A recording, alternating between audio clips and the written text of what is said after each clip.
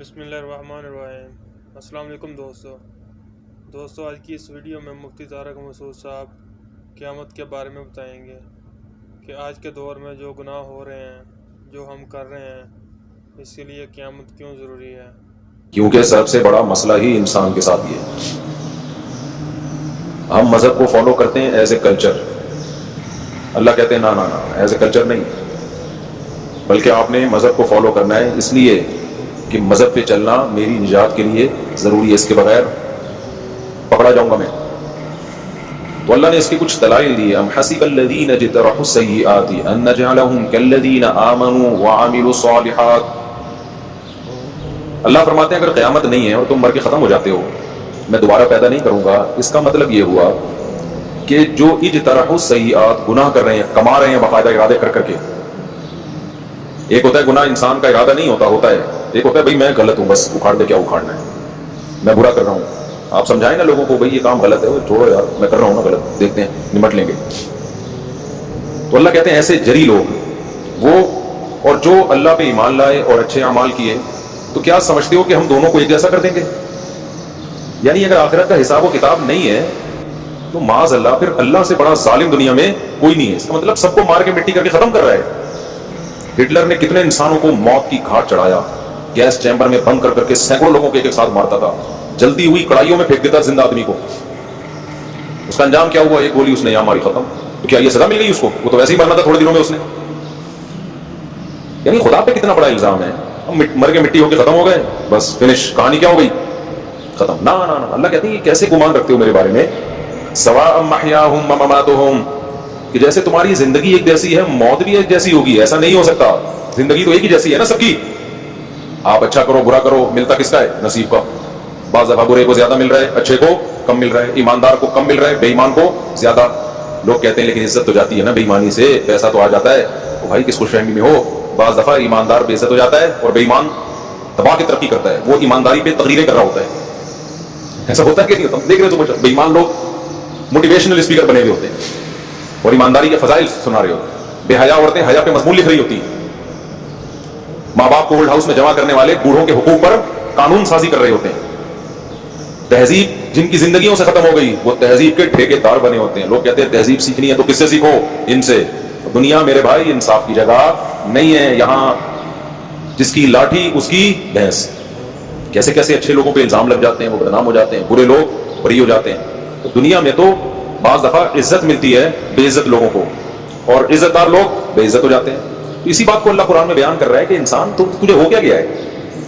تو کہہ رہا ہے کہ جی ڈارون نے چونکہ نہیں کہا کہ موت کے بعد زندگی ہے، سائنسدان نہیں کہہ رہے، امریکہ نہیں کہہ رہے، جاپان کے سائنٹسٹ نہیں کہہ رہے، فرانس کے سائنسدان نہیں کہہ رہے، یونیورسٹیوں کے جو پروفیسر پڑھے لکھے، یہ بات کہہ کر رہا ہے مولوی کہہ رہا ہے، جس کو نہ 2 کا ٹیبل آتا ہے نہ 4 کا پہاڑ آتا ہے۔ یہ کون سمجھا رہا ہے ہمیں؟ مولوی، جو نہ یونیورسٹی سے فارغ ہے، نہ ڈاکٹر ہے، نہ انجینئر ہے، نہ سائنٹسٹ ہے۔ وہ کہہ رہے بھائی قبر کا کیا ہوگا؟ عذاب ہوگا، فرعون کو صبح شام جلایا جاتا ہے۔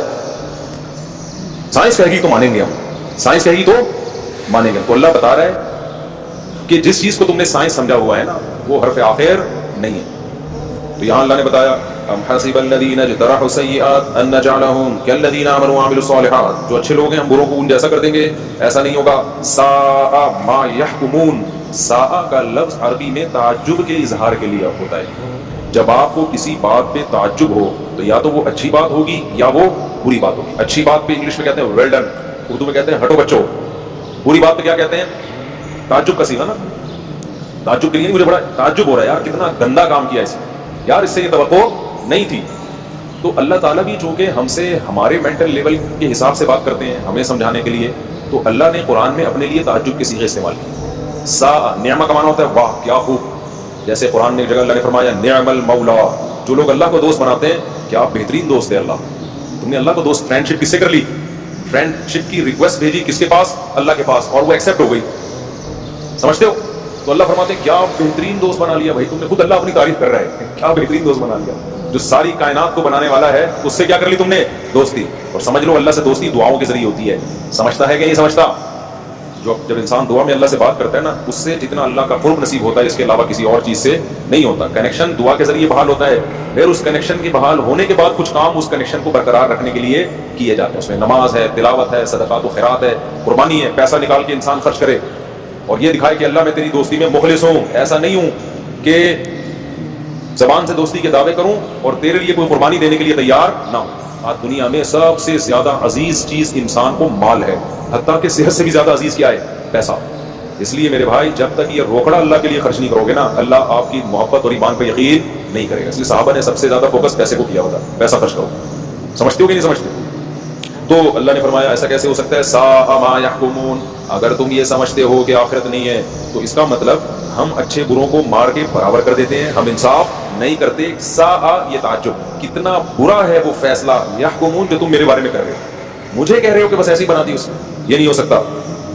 آگے اللہ تعالیٰ فرماتے ہیں خلق اللہ السماوات والارض بالحق. اے اللہ تو پیغمبروں کے ذریعے تو یہ بات ہمیں سمجھا رہا ہے کہ قیامت قائم ہوگی، حساب و کتاب کا ایک دن متعین ہے. تو اس کائنات میں تو نے ایسی کوئی دلیل کیوں پیدا نہیں کی جس سے کائنات کو دیکھ کے ہمیں پتہ چل جائے کہ یہ کائنات کسی مقصد کے لیے پیدا ہوئی ہے؟ تو اللہ نے اس کا جواب دیا، دیکھو خلق اللہ السماوات والارض بالحق. آسمانوں اور زمین کو اللہ نے بیکار پیدا نہیں کیا ہے، کوئی مقصد ہے.